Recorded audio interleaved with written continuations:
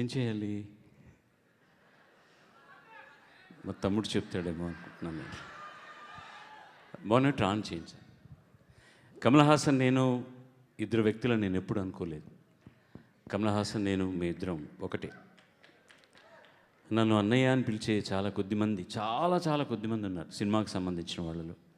నా తమ్ముడు ఒకడు. నా తమ్ముడు అని చెప్పుకోవడానికి నేను చాలా గర్వపడతాను.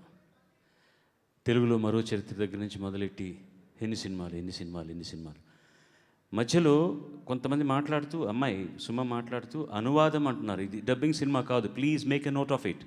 This is not a dubbing film, it's a straight film in Telugu also.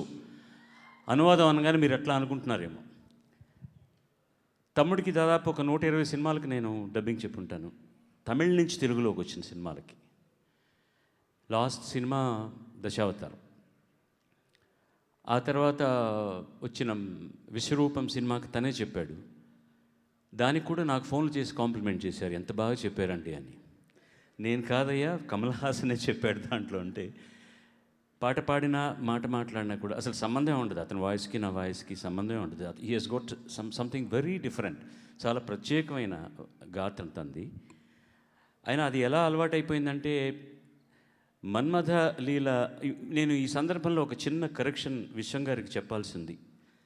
ఆయన చెప్పారు కదా, నేను ఫ్యాన్గా ఉన్నప్పుడు కమల్ హాసన్ క్రేన్ మీద నుంచొని ఉంటే గంటల తరబడి బాలచంద్ర గారు డైరెక్ట్ చేస్తున్నారని. ఆయన అప్పటికే డైరెక్టర్ అయ్యారు, మేమిద్దరమే చూస్తున్నాము ఆ షాట్. ఆయన సాంగ్ రికార్డింగ్ జరుగుతుంది, దాంట్లో నేను పాడుతున్నాను. మధ్యలో ఆయన బయటకు వచ్చి నన్ను పిలిచారు. నన్ను మణి అని పిలుస్తారు ఇంట్లో. మణి ఒకసారి రారా అన్నారు. వస్తే చూసావు, కమల్ హాసన్ ఎండలో గొడుగు లేకుండా పైన నుంచొని ఉన్నారు, కింద ఆ ట్రక్ మీద బాలచంద్ర గారు ఉన్నారు, పిల్లలందరూ ఉంటారనమాట. పాటలో పిల్లలందరూ స్టాప్ బ్లాక్లో మాయమైపోయే షాట్. అవి ఏంటి, ఇందులో ప్రత్యేకత ఉంది, ప్రతి యాక్టర్ చేస్తారు కదా అన్నాడు. నన్ను ఒకసారి ఇలా చూశారంటే నాకు షూటింగ్ ఎలా జరుగుతాయి అప్పుడు తెలియదు. మళ్ళీ లోపలికి వెళ్ళిపోయాం. టేక్ ఓకే అయిన తర్వాత మళ్ళీ ఇప్పుడు రారా అన్నాడు. ఎంతసేపు అయింది? గంటం బాగా అయింది కదా. తను ఇంకా అక్కడే ఉన్నాడు, గొడుగు లేదు, ఏం లేదు. ఆయన దిగిరమ్మని చెప్పట్లేదు, తను దిగొస్తానని చెప్పట్లేదు, ఎండలో అలాగే నుంచున్నాడు. అదిరా ప్రొఫెషనలిజం అంటే, అదిరా గురుభక్తి అంటే. నేను సాక్షిపోతుంది దానికి. ఆ అన్నయ్య అప్పటికి నేను ఇంకా డైరెక్టర్ కాలేదు అన్నారు. నాకు ఇంకో సంతోషం ఏంటంటే, తమ్ముడు నన్ను పిలిచి నువ్వు ఎందుకు నాతో సినిమా చేయకూడదని అడిగి సినిమా చేయించుకున్నాడు.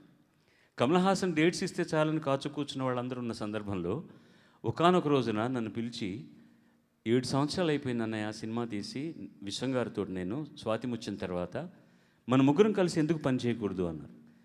నాకు ఎందుకు నేను ప్రొడ్యూసర్ని కావడం అని ఆలోచించాను, కానీ ఇది గొప్ప మహత్తరమైనటువంటి అవకాశం కదా, వదులుకోవడానికి ఇష్టం లేకుండా శుభ సంకల్పం, మీరు ఇంతకుముందు పాట కూడా చూశారు.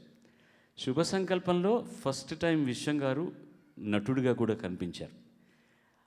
ఆయన ఎంతకు ఒప్పుకోకపోతే మేము అందరం కలిసి ఈవెన్ కమల్ చెప్పిన మాటలు నాకు చాలా బాగా గుర్తున్నాయి. సార్, ఎవరన్నా ఒక నటుడు ఓ మంచి డైరెక్టర్ ప్రొడ్యూసర్ దొరికితే చాలా యాక్ట్ చేస్తారనుకుంటారు సార్. మీకు మంచి డైరెక్టర్ ఉన్నాడు, మంచి ప్రొడ్యూసర్ ఉన్నారు, ఎందుకు సార్ మీరు యాక్ట్ చేయడం అన్నారు. ఆయనే డైరెక్టరు, నేను ప్రొడ్యూసరు. అండ్ ఇంకొక మాట కమల్ అన్నది, నేను ట్రాలీతో వస్తాను సార్, కావాలంటే నేను క్లాప్ కొడతాను, మీరు కెమెరా ముందర ఉంటే I will take care of your assistants job, నేను చేస్తానండి అన్నారు. అలా చాలా కష్టపడి ఒప్పించి ఆయన యాక్ట్ చేశాడు. ఆ తర్వాత వందలాది సినిమాల్లో ఆయన తర్వాత యాక్ట్ చేయడం జరిగింది. ఆ సినిమాకి కమల్ హాసన్ నాకు చేసినటువంటి సహకారాన్ని నేను ఈ జన్మలో మర్చిపోలేను తమ్ముడు. You have been very special. You have been very special to me, always very special to me. నీకు నేను పాడిన పాటలు కానీ, నీకు నేను చెప్పిన డబ్బింగ్ కానీ, ఏదైనా సరే నువ్వు చాలా ప్రత్యేకం. ఈ సినిమా ఎంత ప్రత్యేకంగా ఉంటుందో నేను ఊహించగలను. ఇప్పుడు బయట నుంచి లోపలికి వస్తున్నప్పుడు కూడా కెమెరా ముందు వాళ్ళు పిలిచి నన్ను అడిగితే, నేను ఈ సినిమాకి పని చేయలేదండి, నాకు తెలియదు సినిమా గురించి అన్నాను. మీరు పని చేయకపోతే ఏంటి, మీ తమ్ముడు సినిమా కదా అంటే, నేను మాట్లాడడం మొదలెడితే ఆపలేనేమో అని భయం వేసింది నాకు. ఇద్దరు సినిమాల గురించి మాత్రం నన్ను ఎవరన్నా అభిప్రాయం అడిగితే నేను చెప్పను. ఒకటి కమల్ హాసన్, ఒకటి విశ్వనాథ్ గారు. నాకు వాళ్ళు ఏం చేసినా బాగుంటుంది, అలాంటప్పుడు నేను ఏం అభిప్రాయం చెప్పను. కమల్ ఎట్లాంటి సినిమా చేసినా నాకు చాలా అద్భుతంగా కనపడుతుంది. ఎవరన్నా కనపడి అంటే, ఫర్ మీ ఇట్స్ ఎక్స్ట్రాడినరీ, నాకు చాలా బాగుందండి అంటాను. అలాగే విశ్వం గారి సినిమాలు కూడా నాకు అలా అనిపిస్తాయి. అవి కమర్షియల్గా సక్సెస్ అవుతాయా లేదా అని జనాల్లోకి వెళ్ళిన తర్వాత జరుగుతుంది. డబ్బు ఒక్కదాన్నే కొలబద్దగా పెట్టి మనం సినిమా స్థాయిని మాత్రం ఊహించడం చాలా తప్పు.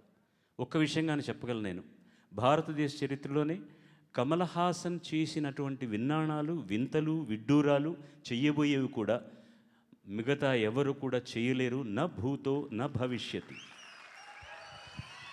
నాకు ఆప్తులైనటువంటి తెలుగులో ఉన్న చాలామంది హీరోలు నా దగ్గరికి వచ్చినప్పుడు నేను ఏదైనా మాకు తెలుసులే నీకు కమల్ అంటే ఇష్టం.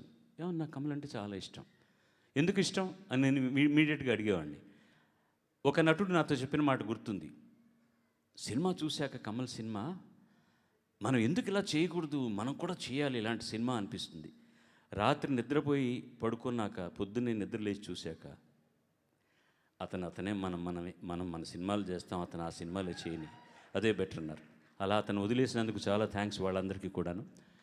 కమల్ ఈజ్ ఒక పర్సనాలిటీ అని చెప్పడానికి లేదు, అందరూ రకరకాలుగా చెప్పారు. అతనికి తెలియని విద్య లేదు. అతను అద్భుతంగా పాడతాడు, అతను అద్భుతంగా మృదంగం వాయించగలడు, అద్భుతంగా నృత్యం చేయగలడు, అద్భుతంగా దర్శకత్వం చేయగలడు, అద్భుతంగా కెమెరా వీల్ చేయగలడు, అద్భుతంగా కోప్పడగలడు, అద్భుతంగా ముద్దు చేయగలడు, ఏదైనా చేయగలడు కమల్ హాసన్. ఈ సచ్ ఏ ఎంటిటీ. తెలుగు వాళ్ళు మాత్రమే కాకుండా, భారతదేశం మాత్రమే కాకుండా, ప్రపంచంలో ఉన్న కళాకారుల కులం అంతా కూడా చాలా గర్వపడాల్సినటువంటి వ్యక్తి one and only Kamal Haasan. అతను మన తెలుగు సినిమాల్లో, తమిళ సినిమాల్లో, హిందీ సినిమాల్లో చూస్తున్నాను తప్పించి కన్నడ నాకు ఎప్పుడు ఆపాలో తెలుసు ప్లీజ్. నేను ప్రతిసారి ఫంక్షన్కి వచ్చి మాట్లాడేవాడిని కాదు. దీనికి ఒక ప్రత్యేకత ఉంది, దయచేసి వినాలి ప్లీజ్ ప్లీజ్. అతను చాలా రోజుల తర్వాత ఇక్కడ వచ్చి ఫంక్షన్ చేస్తున్నారు. మన సంస్కారం అతనికి తెలియజేయాలి. కమల్ హాసన్ తమిళనాడులో ఫంక్షన్ చేస్తుంటే అతని ఫ్యాన్స్ ఉన్నా కూడా ఒక్కరు కేరింతలు వేస్తే he will say just show his finger like this. ఒక్కరు కూడా మాట్లాడరు.